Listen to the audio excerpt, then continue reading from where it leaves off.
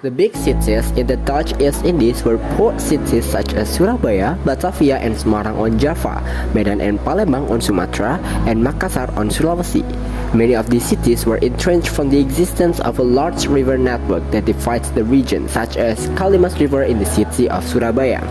Starting from Kalimas, Surabaya eventually developed into a metropolitan city. Downtown area or Beneden Stad had been developed since the 18th century, including Kembang Jepun and Ampel area, formed by the Dutch colonial government. One of the characteristics of Old Town is the distinction of people residents into classes based on ethnicity. Currently, the area that was formerly known as Beneden Stad became Fabian Santian district. However, the trading area of the Fabian Santian area was highly polarized. Moreover, this research focused on studying the history of the policy of clustering people based on ethnicity implemented by the Dutch through the existence of the downtown or Beneden. Research method that is being used in the scientific work is descriptive qualitative using literature study and historical methods. The literature study method is all efforts made to find relevant information about what is being studied. Based on the historical method, the research stages as stated by Syarifudin are gathering sources, heuristics, source criticism, interpretation, and historical writing or historiography. The policies of racial segregation applied in many areas of colonialism in the world, also felt by the people of Surabaya in the past. This was based on the existence of ethnic superiority which was owned by the majority of the colonial government in comparison to the indigenous ethnic groups who inhabit their colony areas. The policies of racial segregation applied in many areas of colonialism in the world, also felt by the people of Surabaya in the past. This was based on the existence of ethnic superiority which was owned by the majority of the colonial government in comparison to the indigenous ethnic groups who inhabit their colony areas. Those differences based on the race were also applied to residential area, where each other race placed in spirit special area.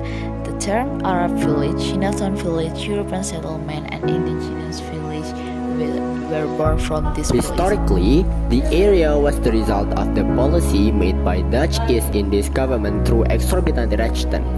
Exorbitant rechten is the right for the Governor-General to determine the residence of all groups of the Dutch East Indies population. The most important thing that the Dutch government did in the arrangement of residential areas was the separation of residential areas based on ethnicity. Through the provisions of the regional law or Wetskantstelsel in 1843 as a form of centralized residence for ethnic Chinese, the lower city or Beneden Stad was divided into several residential areas based on ethnicity. European settlements were on the west side of Jembatan Merah, and settlements for foreign East communities friendly Oosterlingen are on the east side, consisting of Chinese Shinascam, Arab Shikam settlements, and indigenous community settlements spread around Chinese and Arab communities. Apart from Wetskantstelsel, the Pasta-Salsal policy was also implemented in the region. This policy required Arab and other Eastern foreigners to carry a passport card. There will be a $10 penalty for those who will violate it when traveling outside the area which had been signed in 1860.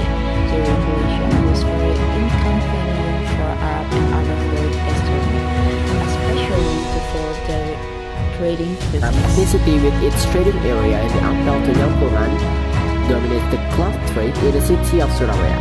Meanwhile, on the other hand, ethnic Chinese control agricultural communities such as rice to tobacco with trading activities that focus on the East Kalimas region, around the Kembang Jepun area to Lomba.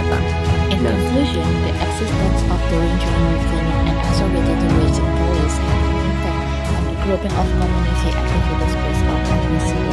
The Wetskantstelsel policy has an impact on anchoring the level of ethnic inclusivity in the city of Surabaya. The Pasta-Salsal policy has made it even more difficult to see.